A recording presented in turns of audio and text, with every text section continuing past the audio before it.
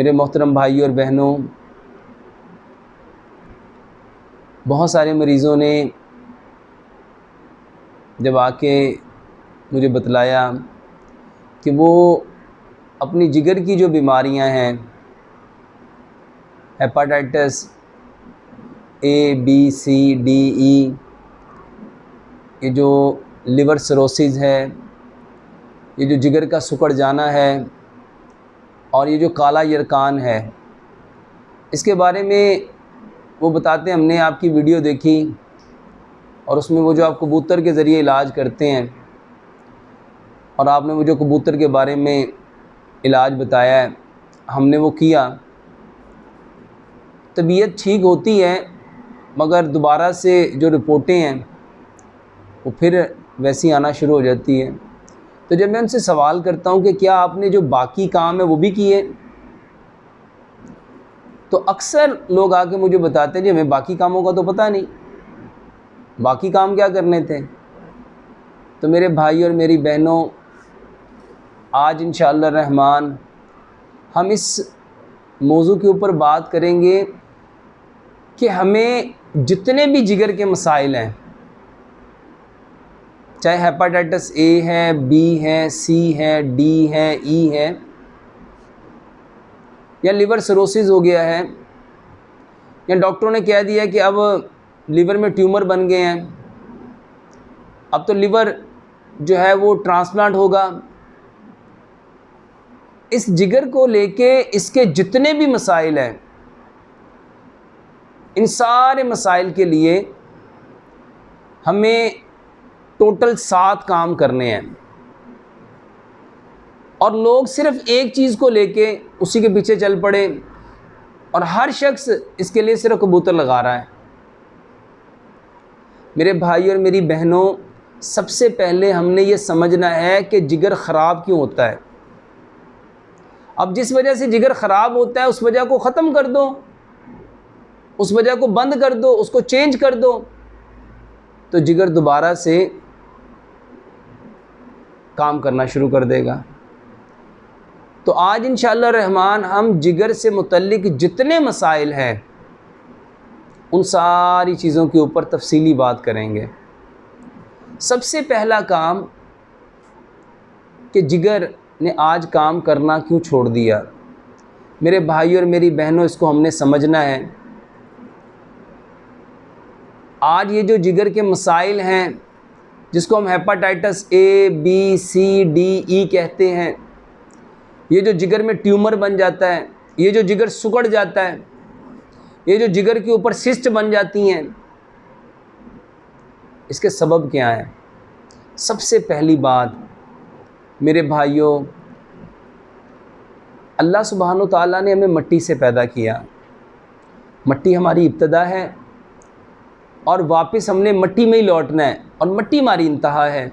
अब इसका जो बिटवीन है, जिसको ज़िंदगी कहते हैं, यानी हमारी पैदाइश और हमारे मरने का जो दरमियानी वक्त है, जिसको ज़िंदगी कहा जाता है, इसमें भी अल्लाह सुब्हानो ताला ने हमारे लिए जितनी चीज़ों का इंतखाब किया वो मट्टी है।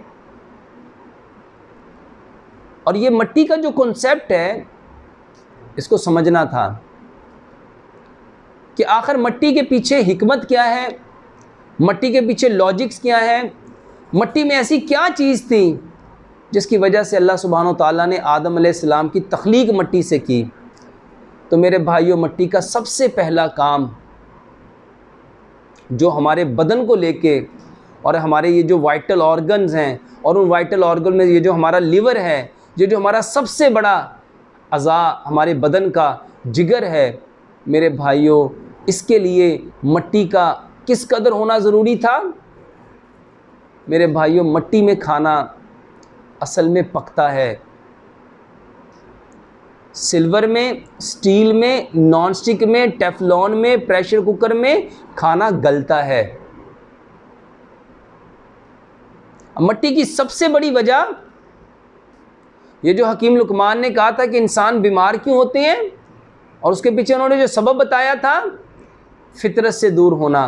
आज मैं आपको उसकी हकीकत बताता हूँ कि फितरत से हम कैसे दूर हुए। मट्टी हमारी फितरत है। अल्लाह सुब्हानो ताला ने आदम अलैहिस्सलाम को मट्टी से पैदा किया है और इसी मट्टी में वापस लौटाया है और इसी मट्टी से दोबारा खड़ा करना है। अब मट्टी के अंदर खाना पकता है और बाकी जितने पॉट हैं, चाहे वो सिल्वर है, चाहे वो स्टील है, चाहे वो नॉन स्टिक है, चाहे वो प्रेशर कुकर है, चाहे वो कोई भी मेटल का बना है, उसमें खाना गलता है। अब हमने समझना है गला हुआ और पका हुआ, इसमें फ़र्क क्या है। आज इंसानों को जितनी बीमारियां लाहक हुई, ये शुगर का हमारे अंदर आम रवाज पा जाना, ये मैदे का ख़राब हो जाना, ये जिगर का ख़राब हो जाना, ये आंतों का ख़राब हो जाना, ये गुर्दों का ख़राब हो जाना, ये हड्डियों का ख़राब हो जाना, मसल्स का प्रॉब्लम में आना, हमारे बदन में जितनी प्रॉब्लम है उसके पीछे सबसे बड़ी वजह, सबसे बड़ा सबब गला हुआ खाना। मेरे भाई उसको एक सिंपल सी एग्जांपल से समझो। एक सेब पका हुआ है, एक सेब गला हुआ है। हम कौन सा सेब खाएंगे?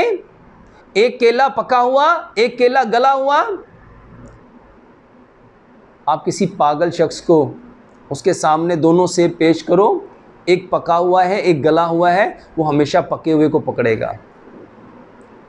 यानी उसकी सेंस में भी, उसकी मेमोरीज में भी ये बात सेव है कि मुझे पका हुआ खाना है। मेरे भाइयों, ये कानून कुदरत है। चीज़ें पहले पकती हैं और फिर धीरे धीरे गलती हैं, और जब चीज़ गल जाती है तो फिर वो खाने के काबिल नहीं रहती, उसको वेस्ट किया जाता है। और आज हमारे बीमार होने के पीछे, और सबसे बढ़ के हमारे जिगर का और गुर्दों का और मैदे का और आंतों का, ये जो बीमारियों का एक लंबा लामुतनाही सिलसिला शुरू हुआ, उसके पीछे सबसे बड़ी वजह मेरे भाइयों गला हुआ खाना। तो सबसे पहला काम हमें क्या करना है? हमें अपने खाना उसको बदलना है। और आज लोग क्या करते हैं? खाना वही रखते हैं और 72 इंजेक्शन लगवाते हैं। एक कोर्स पूरा हुआ, खाना वही था, पीसीआर करवाया, रिपोर्ट ठीक हो गई, थोड़े अरसे के बाद दोबारा फिर वही वायरस दोबारा से एक्टिव हो गया। अब फिर दोबारा से 72 इंजेक्शन का कोर्स करवाया, कुछ वक्त के लिए रिपोर्ट ठीक हो गई, वो वायरस डीएक्टिव हो गए, कुछ अरसे के बाद वो फिर दोबारा से रीएक्टिव हो गए। वो क्यों हुआ? क्योंकि भाइयों खाना तो फिर वही था। अब जिसके सबब ये प्रॉब्लम हुई, उस सबब को तो ख़त्म नहीं किया। और मैं ये जो लोगों के अंदर कॉन्सेप्ट चेंज करना चाहता हूँ, मैं बीमारी का इलाज नहीं करना चाहता, मैं बीमार का इलाज करना चाहता हूँ। ये जानो कि ये बीमारी किस सबब से आई है, किस वजह से आई है। और ये जो मर्ज़ है, इसका सबसे पहला सबब गला हुआ खाना। और वो गला हुआ खाना किससे आया? जब से हमने अपनी फितरत मट्टी को छोड़ दिया। मट्टी के अंदर खाना पकता है और बाकी जितने पॉट हैं उनके अंदर खाना गलता है। तो सबसे पहला काम हम क्या करेंगे? अपना खाना मट्टी की हांडी में पकाएंगे। दूसरा काम, इस खाने को पकाने के लिए जो कुकिंग ऑयल चाहिए, मेरे भाइयों हमें वो ऑयल चाहिए था जो कभी जमता ना। और आज जहां आप लोग खाना पकाते हो, उस किचन में जाओ और जाके उस दीवार पे हाथ फेरो और देखो उस हाथ पे क्या आएगा। अगर जो किचन में एग्जॉस्ट फैन लगा उसको उतारो और उसके ऊपर देखो क्या है, ये वही कुकिंग ऑयल है जो मेरे भाइयों बर्न होके गया और उसने दीवार का इतना बुरा हाल कर दिया। अब सोचो जो कुकिंग ऑयल ठंडा होके अंदर हमारे बदनों में जा रहा है, वो हमारी आर्टरीज़ के अंदर, हमारी वेन्स के अंदर, हमारी कैपिलरीज़ के अंदर, हमारी इंटेस्टाइन्स के अंदर, हमारी बाउल्स के अंदर क्या कर रहा होगा। मेरे भाइयों ये जितना कुकिंग ऑयल है ये चिपकता है, ये जमता है, और हमें वो ऑयल चाहिए था जो कभी जमे ना। दुनिया का सबसे बेहतरीन ऑयल वो ज़ैतून का तेल है। मगर मेरे भाइयों ज़ैतून का तेल उन लोगों के लिए है जहाँ ज़ैतून पैदा होता है। अब हम जिस इलाके में रहते हैं हमें ये देखना होगा कि जहाँ हम रहते हैं हमारे इलाके में कौन सा तेल है। अब हम जो पाकिस्तान में रहते हैं और पाकिस्तान के किस इलाके में रहते हैं हमें देखना पड़ेगा। अगर आबो हवा खुश्क है, जैसे सहरा हैं, जैसे थल का इलाका है, चोलिस्तान का इलाका है, थरपारकर का इलाका है, वहाँ खुश्क आबो हवा है, वो लोग जैतून का तेल ले सकते हैं। जो पंजाब का इलाका है जहाँ नमी है, वहाँ पे देखो मेरे भाइयों वहाँ सरसों ज़्यादा है। इसी तरह ये आप थर के इलाके में जाके देखो, आप थल के इलाके में जाके देखो, चोलिस्तान में जाके देखो, वहाँ पे सूरजमुखी का तेल बहुत अच्छा है। अब पंजाब के अंदर सरसों है, हमें सबसे ज़्यादा जहाँ जो चीज़ उगती है उसको देखना है। अब जो साहिल समंदर पे लोग हैं वहाँ पे मेरे भाइयों वहाँ पे कोकोनट ऑयल ज़्यादा है। अब जो लोग जहाँ रहते हैं, जिस आबो हवा में रहते हैं, उनको अपनी आबो हवा को देखना चाहिए, अपनी सेहत को देखना चाहिए कि उनके जिस्म पे कौन सी चीज़ सूट कर रही है। तो हमें सरसों का तेल लेना है। और जो शख्स जहाँ पैदा होता है उसके सराउंडिंग में ही अल्लाह सुब्हानो ताला ने उसकी ग़िज़ाओं को पैदा किया है। तो दूसरे नंबर पे हमें अपना कुकिंग ऑयल नेचुरल लेना है, मट्टी से जो निकलता है, और मट्टी से जो तेल निकलते हैं हमें वो लेना है। और हमारे लिए पंजाब में सबसे बेहतरीन तेल सरसों का है। अब सरसों के तेल में 3 प्रॉब्लम है। पहला प्रॉब्लम, उसमें से स्मेल आती है। दूसरा प्रॉब्लम, वो गाढ़ा है। तीसरा प्रॉब्लम, उसमें झाग है। चौथा प्रॉब्लम, वो देखने में भी अच्छा नहीं इतना लगता। अब इन चारों प्रॉब्लम के लिए सिंपल सा एक काम करो, 2 किलो सरसों का तेल लो, उसमें एक बड़े साइज़ का प्याज डालो, 5 से 10 उसमें सब्ज़ मिर्च डालो, 5 से 10 उसमें लहसुन की जो क्लोव्स हैं वो डालो, लहसुन की तुरियां डालो, 1 इंच का टुकड़ा उसमें अदरक का लो। इन सारी चीज़ों को छोटा छोटा काट लो और एक बड़ा चम्मच उसमें ज़ीरे की डाल लो। अब इस 2 किलो तेल को अच्छी तरह पकाओ, इतना पकाओ ये सारी चीज़ें ब्राउन हो जाएं। जब ये सारी चीज़ें ब्राउन हो जाएं, उसको छान लो। अब इस तेल को अब मर्तबान में मिट्टी के जार में रख लो। अब ये इतना ज़बरदस्त, इसके कलर भी बदल जाएगा, इसका जायका भी बदल जाएगा, इसकी खुशबू भी बदल जाएगी, और ये इतना ब्राइट चमकदार हो जाएगा कि आप इसमें खाना बनाओगे, आपको ख़ुद यकीन नहीं आएगा कि ये सरसों का तेल है या दुनिया का सबसे बेस्ट कुकिंग ऑयल है। मेरे भाइयों, तीसरे नंबर पे ये जिगर का जब मसला होता है तो मेरे भाइयों नमक बना कर दिया जाता है। तो जिगर के पेशेंट के लिए नमक से अवॉइड करो। और हमें जिगर की बीमारी हो ना, हम इससे बचे रहें, तो उसके लिए अपने नमक को देखो। हमें नमक वो लेना है जो मिट्टी से निकलता है, क्योंकि अल्लाह ताला ने हमें मिट्टी से पैदा किया, मिट्टी में वापस जाना है, कल क़यामत वाले दिन मिट्टी से उठाया जाना है। और इस इब्तदा और इंतहा और ये पैदाइश और मरने का जो दरमियानी वक्त ज़िंदगी है, उसमें भी अल्लाह सुब्हानो ताला ने हमारे लिए इस मिट्टी के बदन के लिए जितनी चीज़ों का इंतखाब किया है वो भी मिट्टी से हैं। तो हमें स्टोन सॉल्ट लेना है, पिंक हिमालयन सॉल्ट। और आज हमारे घरों में ये जो नमक आ रहा है ये सी सॉल्ट है, जिसको आयोडाइज के नाम से बेचा जा रहा है। तो हमें पिंक हिमालयन सॉल्ट लेना है। हम नमक कौन सा लेंगे?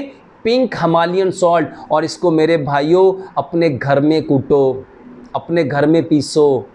ये चक्कियों से भी नहीं पिसवाना, उसमें भी केमिकल की एडिक्शन होती है, वहाँ पे भी केमिकल डाला जाता है। तो हम वो नमक लेंगे जो पिंक हिमालयन सॉल्ट, जो ख्योड़ा का नमक है, जो हिमालयन सॉल्ट है। चौथे नंबर पे हमारे जिस्म को मीठा चाहिए, और मीठा भी वो लेना था जो मिट्टी से निकलता है। सबसे बेहतरीन मीठा मेरे भाइयों ज़मीन से निकलने वाला गुड़ है। और ये गुड़ क्यों लेना है? जैसे हमारी बॉडी का कितने हिस्सा जो बदन है वो नमकियात पे मुश्तमिल है, इसी तरह हमारी बॉडी का जो सबसे मेन पार्ट हमारा ब्रेन है वो मीठे से चलता है। हमें मीठा कौन सा लेना है? जो ज़मीन से निकलता गुड़ है। और गुड़ भी वो लेंगे जो केमिकल से बिना है, रंग काट के बिने वाला, मसाले से जो नहीं बना, जो खालिस ऑर्गेनिक, बेशक उसका कलर थोड़ा डार्क हो जाए, तो हमें गुड़ लेना है। 5वें नंबर पे हमारे बदन को पानी चाहिए। हम पानी भी वो लेंगे जो मट्टी से निकलता है।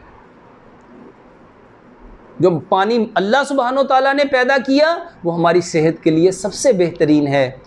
मगर अफसोस आज हमारे घरों में कौन सा पानी आ रहा है? आरओ प्लांट का, यूवी प्लांट का, यूएफ प्लांट का।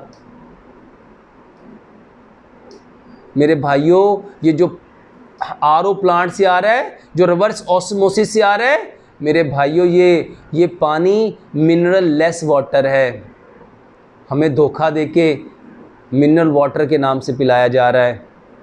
हमें पानी वो पीना है जिसका पीएच 7.3 है, जो अल्कलाइन प्रॉपर्टी रखता है। हमें वो पानी लेना है जिसका टीडीएस 250 से लेके 550 के बिटवीन है। अपने घर में पीएच की स्ट्रिप रखो और देखो कि जो मैं पानी पी रहा हूँ इसका पीएच क्या है। जो पानी 7.3 से नीचे होगा मेरे भाइयों वो एसिडिक होगा, और जिसका टीडीएस मेरे भाइयों जितना ज़्यादा होता जाएगा वो हमारे लिए उतना हार्मफुल है। उससे हमें बचना है। और पानी को सबसे बेहतरीन जो गहरे बोर का पानी है वो पानी लो। और सबसे बेहतरीन पानी ये हमारा वासा का पानी है जो गहरे बोर से लिया जाता है। अब इस पानी में भी 4 प्रॉब्लम है। पहला प्रॉब्लम पाइपों के अंदर जंग है। दूसरा प्रॉब्लम टैंकियों के अंदर काई है। अब इस काई और जंग की वजह से कुछ कीड़े पैदा हो जाते हैं, कुछ इंसेक्ट्स पैदा हो जाते हैं, कुछ बैक्टीरिया वायरस पैदा हो जाते हैं। उसके लिए हम क्या करेंगे? बेहतरीन काम, बेहतरीन। और कभी कभी वासा का और सीवरेज का पानी आपस में मिल जाता है जिसकी वजह से उसमें स्मेल आती है। ये कभी शाज़ो नादर होता है। जब स्मेल आए उस पानी को छोड़ दो, और जो बाकी पानी है उसके लिए सिंपल एक काम करो, 1 फुट कॉटन का कपड़ा लो। अब उसको 2-2 इंच फोल्ड करके उसके 6 फोल्ड कर लो। अब उस फुट कपड़े को डबल कर लो, उसके अंदर 12 फोल्ड बन जाएंगे। अब उसको टूटी के ऊपर चढ़ा दो। मेरे भाइयों, इस 12 फोल्ड के अंदर कोई जंग जाएगा, कोई काई जाएगी, कोई पैरासाइट, कोई हुकवर्म, कोई रिंगवर्म, कोई सांववर्म, कोई बैक्टीरिया वायरस इसमें से स्टेन होके जा सकता है? तो मेरे भाइयों, पहले माएँ टूटियों के ऊपर ऐसे ही कपड़ा लगा के पानी को छाना करती थी। तो सबसे पहला काम, ये 5 काम का एक काम है। पकाना कैसे है? तो मिट्टी के बर्तन में पकाएंगे। मेरे भाइयों, आज ये जो कैंसर फैल रहा है उसकी सबसे बड़ी वजह ये जो जिगर का कैंसर आज हर शख्स इसमें मुब्तला होता जा रहा है। उसकी सबब क्या है? सिल्वर के बर्तन में, स्टील के बर्तन के में, नॉन स्टिक के बर्तन में हम खाना पकाते हैं और उसको प्लास्टिक के बर्तन में डाल के देते हैं। पानी को प्लास्टिक की बोतलों में, सिल्वर के बर्तनों में बर्फ़ जमाई जाती है, प्लास्टिक की बोतलों में पानी को फ्रिज में ठंडा किया जाता है। उसको रखने के लिए कूलर प्लास्टिक के इस्तेमाल किए जाते हैं। मेरे भाइयों, आज कैंसर इस सिल्वर और प्लास्टिक की वजह से फैल रहा है। मिट्टी के बर्तन में खाना पकाओ, मिट्टी के बर्तन में डाल के खाना खाओ। मिट्टी के बर्तन में पानी रखो, मिट्टी के बर्तन में पानी डाल के पियो। तो हम खाना मिट्टी के बर्तन में पकाएंगे और खाएंगे भी मिट्टी के बर्तनों में। उसके बाद खाने में जो कुकिंग ऑयल है, सरसों का तेल इस्तेमाल करेंगे। और वो लोग जो जहाँ रहते हैं, जहाँ जो चीज़ पैदा होती है, हम उसका इंतखाब करेंगे। और नमक, जिगर का जब प्रॉब्लम हो जाता है डॉक्टर नमक बिल्कुल बंद कर देते हैं, और उसमें नमक में हमें अवॉइड करना चाहिए। और हमें ये प्रॉब्लम ना हो तो हमें पिंक हिमालयन सॉल्ट, जो ख्योड़ा का नमक है, जो गुलाबी नमक है, और आज पूरी दुनिया में जो हज़ारों रुपए किलो बिक रहा है, और हमारे पाकिस्तान में इंतहाई सस्ता 10 रुपए किलो नमक है। मगर अफसोस, जिसमें 84 डिफरेंट मिनरल्स हैं, हम उसको छोड़ के वो नमक ले रहे हैं जो सी सॉल्ट है, जिसके अंदर अनगिनत बीमारियाँ हैं। हम वो नमक ले रहे हैं। मीठा हम कौन सा लेंगे? जो मट्टी से निकलता है। गुड़ पानी कौन सा लेंगे? जो मट्टी से निकलता है। उस पानी को लेंगे, उसको छानेंगे, फिर उसको मट्टी के बर्तन में रख के फिर हम पानी पिएंगे। मट्टी के बर्तन में क्यों रखेंगे? क्योंकि मेरे भाइयों मट्टी का काम है कि जो जितना भी उस पानी के अंदर जो भी ऐसी चीज़ें होंगी, जो कसावतें होंगी, मट्टी उसको अपने अंदर अब्जॉर्व कर लेगी। ये एक काम है। दूसरे नंबर पे सुबह का खाना 60% खाएंगे, दोपहर का खाना 30% खाएंगे, शाम का खाना 10% खाएंगे।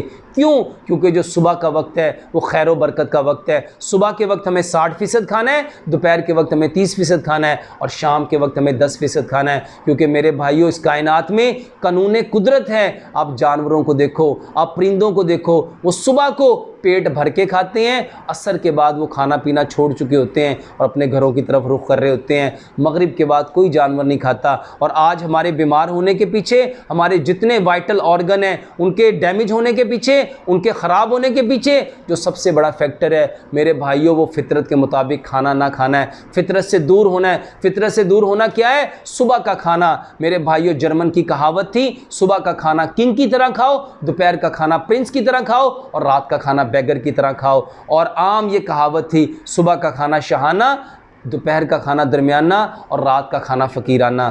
तीसरे नंबर पे खाना खाने से आधा पौना घंटा पहले मेरे भाइयों पेट भर के पानी पियो। ये पेट भर के पानी क्यों पीना है? ताकि आपके जो जीआईटी ट्रैक है, जिसको गैस्ट्रोइंटेस्टाइनल ट्रैक कहते हैं, ये सारे का सारा साफ़ सुथरा हो जाए। इसके अंदर जितने भी सिक्रीशंस आई थी, जितने भी एसिड्स आए थे, जितने भी इसके अंदर रदूबतें थी, ये पानी सारी की सारी उन रदूबतों को ले जाएगा और इस पूरे जीआईटी ट्रैक को, इस पूरे निज़ाम को मेरे भाइयों जो गैस्ट्रोइंटेस्टाइनल ट्रैक है इसको साफ़ सुथरा कर देगा।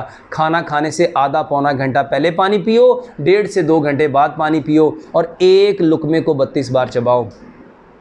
अब एक लुकमे को 32 बार क्यों चबाना है? क्योंकि 32 जितने दांत हैं खाने को इतना चबाओ जितने हमारे दांत हैं। दांत 4 तरह के हैं, 1 नोक वाले, 2 नोक वाले, 3 नोक वाले, 4 नोक वाले। 1 नोक वाले का काम है काटना, 2 का काम है फाड़ना, 3 का काम है चीरना, 4 का काम है पीसना। अब खुराक को काटना भी है, फाड़ना भी है, चीरना भी है, पीसना भी है। इसीलिए रब ताला ने दांतों को बनाया कैल्शियम का, स्टोन का, पत्थर का।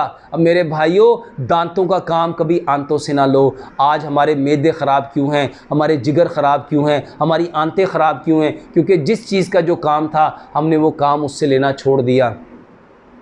तो हम एक लुकमे को 32 बार चबाएंगे। जब हम एक लुकमे को 32 बार चबाएंगे, बताओ हमारे जिस्म को और कोई काम करना पड़ेगा? दांत मेरे भाइयों पत्थर के हैं। जब हम बार बार 32 बार खुराक मुंह के अंदर दांतों में कटेगी भी, चिरेगी भी, पिसेगी भी, क्योंकि खुराक को काटना भी है, फाड़ना भी है, चीरना भी है, पीसना भी है।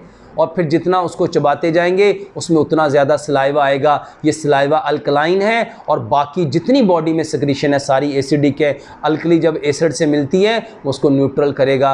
मेरे भाइयों ये खाना हज़म होगा, ये डाइजेशन होगा और मुंह के अंदर ही जब वो खाना सलाइवा बन जाएगा तो ना मैदे को इतना काम करना पड़ेगा, ना जिगर को इतना काम करना पड़ेगा, ना आंतों को काम करना पड़ेगा। इसीलिए ये कहावत थी कि दांतों का काम कभी आंतों से मत लो। तो हमें क्या करना है? खाने से आधा पौना घंटा पहले पानी पिएंगे, 1.5 से 2 घंटे बाद पानी पिएंगे और एक लुकमे को 32 बार चबाएंगे। चौथा काम मेरे भाइयों, ये असूल वज़ा कर लो कि अल्लाह सुब्हानो ताला ने हमें मट्टी से पैदा किया है। हर वो चीज़ खानी है जो मट्टी से पैदा होती है। फल खाओ, सब्ज़ियाँ खाओ, ड्राई फ्रूट खाओ, अजनास खाओ और हर वो चीज़ जो मेरे भाइयों मट्टी से हटके पैदा हुई, जो फैक्ट्रियों में बनी, जो रिफाइंड हुई, जो प्रोसेस हुई, जो केमिकल वाली है, जो अननेचुरल है, जो गैर फितरी है, मेरे भाइयों हर उस चीज़ को छोड़ेंगे। ये जितने सॉफ्ट ड्रिंक हैं, ये जितने एनर्जेटिक ड्रिंक हैं, ये जितने आर्टिफिशियल जूसेस हैं, इन सारी चीज़ों से अवॉइड करो। ये जितनी बेकरी की आइटम्स हैं इससे अवॉइड करो। ये जितनी मिठाइयाँ हैं इससे अवॉइड करो। ये जितने आज फास्ट फूड हैं, ये जंक फूड हैं और मेरे भाइयों ब्रायलर चिकन से जितनी चीज़ें बनती हैं, चाहे वो पिज़्ज़े हैं, चाहे वो शवारमे हैं, चाहे वो बर्गर है, चाहे वो जिंगर है, चाहे वो बारबेक्यू है, जितनी चीज़ें ब्रायलर चिकन से बनती हैं ये जिगर के लिए मेरे भाइयों बीमारी है, मौत है, इससे अवॉइड करो। खा क्या सकते हैं मेरे भाइयों? देसी मुर्गी खा सकते हैं, मछली खा सकते हैं, मटन खा सकते हैं, बीफ खा सकते हैं, मगर जब जिगर के मसाइल हो जाएं तो मेरे भाइयों फिर इससे अवॉइड करो, और इसकी बीमारी में मुब्तला ना हो तो मेरे भाइयों इन ग़िज़ाओं का इस्तेमाल करो। 5वें नंबर पे 5 दवाइयाँ बनाओ, और ये 5 दवाइयाँ वो हैं जिसको रब ताला ने जबरील अमीन को बताया, जबरील अलैहिस्सलाम ने नबी सल्लल्लाहु अलैहि वसल्लम को बताया, और नबी प्यारे पैगंबर जनाब मोहम्मद सल्लल्लाहु अलैहि वसल्लम ने सारी कायनात के इंसानों को बताया। सबसे पहली दवाई कलौंजी है।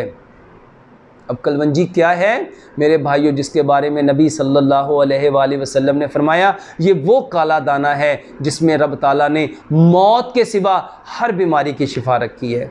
और अल्हम्दुलिल्लाह सुम्मा अल्हम्दुलिल्लाह मैं अपने हर लेक्चर में अपने हर मरीज़ को सिर्फ़ इस नीयत से कलवंजी और मेथी दाना देता हूँ कि अल्लाह के नबी प्यारे पैगंबर जनाब मोहम्मद सल्लल्लाहु अलैहि वसल्लम ने फरमाया, इसमें मौत के सिवा हर बीमारी की शिफा है। 100 ग्राम कलवंजी लो, 100 ग्राम मेथी दाना लो। मेथी दाने के बारे में रवायत में आता है कि अगर लोगों को पता चल जाए इसके कितने फ़ायदे हैं, लोग इसको सोने के बस ख़रीदें। मेरे भाइयों, आज की मॉडर्न मेडिकल साइंस इन दोनों चीज़ों के बारे में बताती है कि हमारे जिस्म में जितनी हार्मोनल प्रॉब्लम्स हैं, ये सारी उन हार्मोनल प्रॉब्लम्स की बेहतरीन रेमेडी है। इसीलिए ख़वातीन के जो मखसूस मसाइल हैं उसमें ये बेहतरीन है। शुगर के लिए ये बेहतरीन है, जिगर के लिए ये बेहतरीन है, गुर्दों के लिए ये बेहतरीन है, ये आर्थराइटिस के लिए बेहतरीन है, ये आपके जिस्म में जितनी प्रॉब्लम होती है ओबेसिटी के लिए ये बेहतरीन है। अलगर्ज़ ये जिस्म में जितनी बीमारियाँ हैं अल्हम्दुलिल्लाह ये 2 चीज़ें हर बीमारी में बेहतरीन है। शुगर के लिए इसको खाओ, बेहतरीन दवाई है। 100 ग्राम कलवंजी लो, 100 ग्राम मेथी दाना लो, दोनों को मिक्स कर लो, एक बड़ा चम्मच। और मेथी दाना लेना है, मेथरे नहीं लेने। और अक्सर लोग मेरे भाइयों, उनको मेथी दाने का कहा जाता है, वो उसकी जगह मेथरे ले लेते हैं। मेथरे वो होते हैं जो मोटे वाले हैं, जो अचार के अंदर डाले जाते हैं, और मेथी दाना मेथी के बीज कहलाते हैं। तो हमें मेथी के दाना लेना है, मेथी दाना लेना है, मेथरे नहीं लेने। अब 100 ग्राम कलवंजी, 100 ग्राम मेथी दाना, दोनों को मिक्स करो। एक बड़ा चम्मच उम्र के हिसाब से, अगर छोटे बच्चे हैं तो उनकी उम्र के हिसाब से उसको कम करते जाएंगे। एक बड़ा चम्मच मिट्टी के गिलास में रखेंगे, उसमें 5-7 कतरे जैतून का तेल मिलाएंगे। जैतून का तेल इसलिए मिलाएंगे कि रब ताला ने जैतून की कसम खाई, और प्यारे पैगंबर जनाब मोहम्मद सल्लल्लाहु अलैहि वसल्लम ने फरमाया, जैतून के तेल को पियो भी और इसकी मालिश भी करो, क्योंकि ये मुक़द्दस दरख्त का तेल है। वो हम तेल डालेंगे। और जो लेमन है मेरे भाइयों, हम सब जानते हैं लेमन का काम चिकनाई को तोड़ना है। लेमन का काम मेरे भाइयों हमारे जिस्म के अंदर जितनी, जैसे बर्तनों को अगर चिकनाई लग जाए तो उसको लेमन के साथ साफ़ किया जाता है, इसी तरह ये जो फैटी लीवर हो जाता है, आंतों के अंदर ये जो हमारे फ़ैट चिपक जाती है, उसको साफ़ करने की ये बेहतरीन दवाई है। और उसमें रात को ही थोड़ा सा गुड़ मिला देंगे।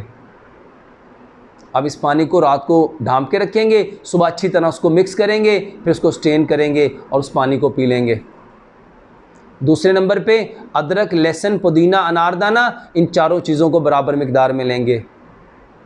अब अदरक के बारे में अल्लाह सुब्हानो तआला कुरान में फरमाया कि जब जन्नती जन्नत में जाएंगे तो उनको जो शराब मिलेगी उसको जंजबील की शराब का, जंजबील को अरबी में अदरक को जंजबील कहते हैं। दूसरी चीज़ लहसुन है मेरे भाइयों, लहसुन बेहतरीन चीज़ है और दुनिया में ये ब्लड थिनर की सबसे बेहतरीन रेमेडी है।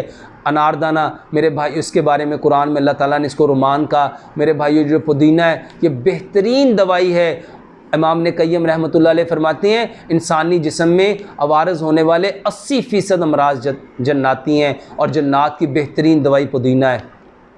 इन चारों चीज़ों को इक्वल क्वांटिटी में लो, हस्बे ज़ायका इसमें सब्ज़ मिर्च मिलाओ, इसको मिट्टी की कटोरी में रगड़ के चटनी बनाओ, सुबह भी और दोपहर भी खाने के साथ एक बड़ा चम्मच हर नवाले के साथ ज़रा ज़रा लगाओ और उसको खिलाओ। जितने जिगर के पेशेंट हैं मेरे भाई, उनको भूख नहीं लगती, उनका खाना हज़म नहीं होता, ये चटनी उनको दोगे उनका खाना हज़म भी होगा। और जिगर के पेशेंट के पेट में पानी पड़ जाता है, गैस हो जाती है, जब पेट फूल जाता है तो मेरे भाइयों पेशेंट इंतहाई तकलीफ़ में, उससे सांस नहीं लिया जाता, उससे उठा नहीं जाता, उससे बैठा नहीं जाता, इंतहाई बेचैनी की ज़िंदगी गुजारता है। ये चटनी दोगे वो उसके बेशुमार मसाइल को हल करेगी। तीसरे नंबर पे तलबीना दो। तलबीना क्या है? जौ का दलिया। ये गमगीन दिनों की बेहतरीन दुआ है। इसके बारे में प्यारे पैगंबर जनाब मोहम्मद सल्लल्लाहु अलैहि वसल्लम ने फरमाया है। इसमें मेरे भाइयों तलबीना जो है दिमाग को तक़वियत देता है, दिल को तक़वियत देता है, मैदे को तक़वियत देता है, गुर्दों को तक़वियत देता है, हड्डियों को तक़वियत देता है, पट्ठों को ताकत देता है। मेरे भाइयों जब जिगर काम करना छोड़ देता है तो मेरे भाइयों जिस्म को ताकत की ज़रूरत होती है, तो तलबीना दो। तलबीना हज़रत आयशा सिद्दीक़ा रज़ियल्लाहु अन्हा फरमाती हैं, जब कोई बीमार होता था तो तलबीना हमारे चूल्हों पे चढ़ जाता था। मेरे भाइयों तलबीना बेहतरीन ग़ज़ा है, हमें तलबीना खिलाना चाहिए। चौथे नंबर पे मेरे भाइयों 7 डेज़ हैं, 7 डिफरेंट जूस पिलाओ। रोज़ मरीज़ को कोई ना कोई जूस पिलाओ। कभी फल का जूस पिलाओ, कभी सब्जियों का जूस पिलाओ, लौकी का रस पिलाओ। और लौकी इस नीयत से पिलाओ कि प्यारे पैगंबर जनाब मोहम्मद सल्लल्लाहु अलैहि वसल्लम की पसंदीदा सब्ज़ी कद्दू था। कभी खीरे का रस पिलाओ, कभी गन्ने का रस पिलाओ। और इन लौकी के रस में, कद्दू के रस में, खीरे के रस में और गन्ने के रस में मेरे भाइयों इसमें पुदीना ऐड करो, इसमें अदरक ऐड करो, इसमें लेमन ऐड करो। बेहतरीन दवाई है। नारियल का पानी पिलाओ।